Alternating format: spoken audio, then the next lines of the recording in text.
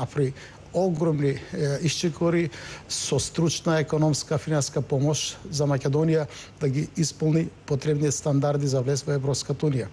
Да не зборуваме за стратешките партнери, Соединетите американски држави, кои над 1 милиарда потрошија за развој, за јакнење на демократските институции во нашата држава, за се она што го чини целокупниот систем во државата, и сега да се дава простор во медиумите дека тие практично се обидуваат со некакви притисоци да ја натера да ја притиснат владата. Обрачот околу владата го стиснат. Тие се на штета на државата и на сите граѓани. Добре, не се во било каква функција или корист на некоја етничка заедница во државата. Добре, што го слушам, за мене лично е жално, затоа што истата таква констатација беше и тогаш пред 2001. Значи, со истиот речник исто се постапува и кон ова сегашна ситуација. Не сте ги слушали вие тогаш моите изјави и сега, значи многу добро ги знам. Веројатно апсолутно не се исти констатациите.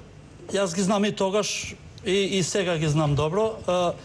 Значи, загрижувачки е за тоа што оваа влада не застанува на тоа да стварно седне еднаш за секогаш да ги реши некои проблеми, туку одма се зборува дека таквите екстремни сили мора со оружје. Јас едно ти ви кажам дека ако некој е со оружје, не може против него исто со оружје. Има начин во Македонија да се решават проблемите многу мирно и многу нормално. Ваквата ситуација можеше да се реши многу одамна.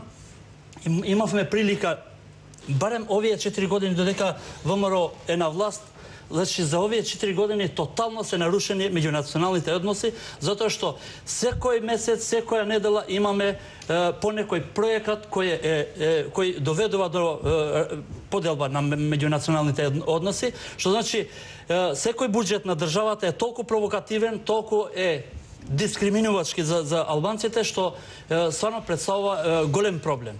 Ние можеме колку сакаме да збореме, можеме да ги окривиме било кого, но најважно е ВМРО ДПМН кој е премиерот, заедно со ДУИ, кои се тотално уаут во власта, што не ги решат проблемите на граѓаните.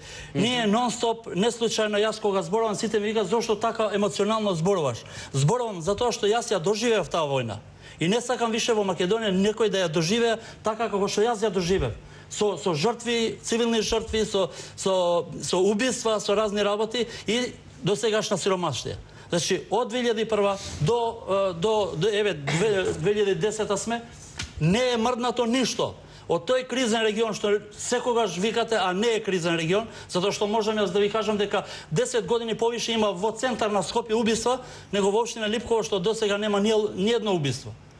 Али нека ми каже некој од владата дека инвестирал во тие краишта со барем 1 милион евра негде. Денеска немаат луѓето немаат леп за јадење. Кога ќе нема леп за јадење некој, многу лесно ќе му закачиш пушка во раце и ќе он не прашува ни НАТО, не прашува ни премиер, ни војска, ни ништо. Да не дојде до ваква ситуација, треба да се седнеме на маса, да седнеме. Кога ќе ставам јас оружје, јас тогаш нема да ве прифатам вас да седнеме на маса. Јас сега ве молам и вака доаѓа муабетот и луѓето предупредуваат да седнеме. Имавме прилика, имавме договор. Тој договор мораше да се реши до 2004. Од 2004 до 2010 за 6 години можевме Македонија слободно да ја внесеме во Европа и во НАТО и сега ние да друго мислиме, не мислиме на војна. 2010 година ние уште се справаме со тоа дали ќе има војна или ќе нема. Ќе има војна доколку вака продолжи. Не го кажувам јас тоа. Само ова да довршам. Многу малку е тоа или многу значајно дали има оружје некој или нема оружје. Значајно е да луѓето се револтирани. Од оваа ситуација се крајно више уморни. Чија војна ќе биде тоа, велите ќе има војна? Па ќе има војна од граѓаните. Граѓаните, видовте вие во Танушевци. Значи, тие што се во Танушевци не се против обичните граѓани. Тие се против власта и против водење на ова влада.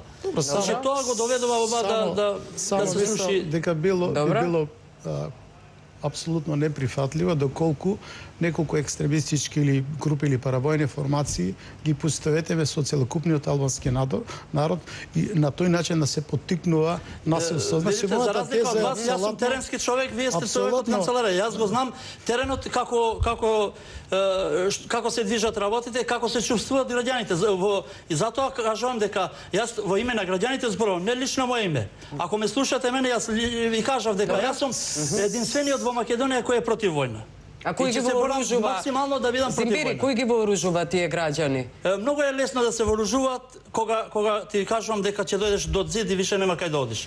Значи само апсолутно во оваа држава мислам дека никој не сака со војни средства да ги решава евентуалните социјални, економски и други проблеми. Но Зимбери вели дека нема друг излез.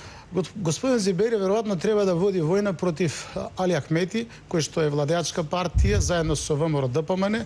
Инаку јас не гледам разлика во инвестирање во економски развој помеѓу Берово и Липково или помеѓу Берово и Гевгелија. Состојбата е таква и мислам дека нема тука поделба по национална квота каде ќе се инвестира.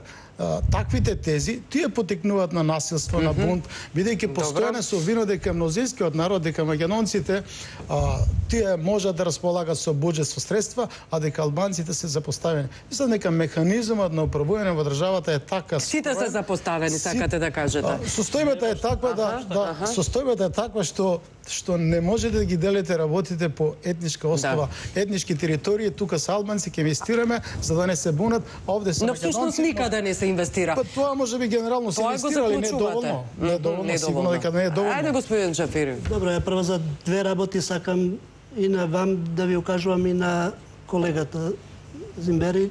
На два пати веќе правите оптужба против Џезаир Шахири дека он го прави тоа што се случува тамо. Јас од неговиот говор не видов дека он упатува закана за Република Македонија и дека е он ангажиран во тоа. Бар од оно што го слушав од него во прилогот, а во спротивно и вие и колегата треба да му се извиниме. Не да му се извините, не мора да понесете. Шахири не кажа ништо за Џезаир. Во секој случај, во секој случај, јас го слушав. Во секој случај загрижувачко е дека се случуваат луѓето од било која причина да се незадоволни и да се подоружи. Ви кажав и на почеток во војната излагање дека економскиот аспект како оправдување за воено организирање сепак и од историски аспект ако се гледаат сите конфликти, па и 2001 не е резултат на економскиот аспект. Дали тоа значи дека премиерот Груевски води погрешна политика кон албанците? Ќе ви кажам и тоа.